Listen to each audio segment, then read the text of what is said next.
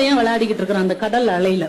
விளையாடும் போது அவன் செருப்ப கடல் இழுத்துட்டு போயிடுச்சு. உடனே அந்த கடற்கரை மண்ணுல எழுதி வச்சிருக்கிறான், இந்த கடல் ஒரு திருடன் அப்படின்னு எழுதி வச்சிருக்கிறான்.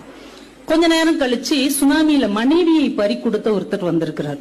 அவர் அப்படியே அந்த கடலை அப்படி விரிச்சு பார்த்துக்கிட்டே இருந்துட்டு அந்த கடற்கரை மண்ணுல அவர் எழுதியிருக்கிறார், இந்த கடல் ஒரு கொலைகாரன் அப்படின்னு எழுதியிருக்கிறார்.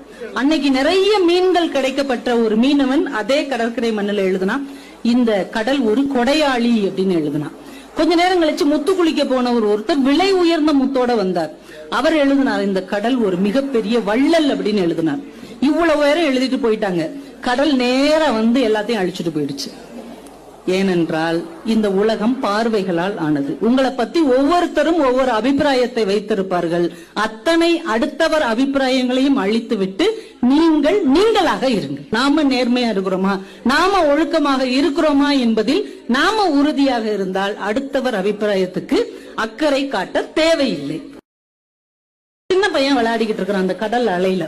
விளையாடும் போது அவன் செருப்ப கடல் இழுத்துட்டு போயிடுச்சு. உடனே அந்த கடற்கரை மண்ணுல எழுதி வச்சிருக்கிறான், இந்த கடல் ஒரு திருடன் அப்படின்னு எழுதி வச்சிருக்கிறான். கொஞ்ச நேரம் கழிச்சு சுனாமியில மனைவியை பறி கொடுத்த ஒருத்தர் வந்திருக்கிறார். அவர் அப்படியே அந்த கடலை அப்படி விரிச்சு பார்த்துக்கிட்டே இருந்துட்டு அந்த கடற்கரை மண்ணுல அவர் எழுதியிருக்கிறார், இந்த கடல் ஒரு கொலைகாரன் அப்படின்னு எழுதியிருக்கிறார். அன்னைக்கு நிறைய மீன்கள் கிடைக்கப்பட்ட ஒரு மீனவன் அதே கடற்கரை மண்ணுல எழுதுனா, இந்த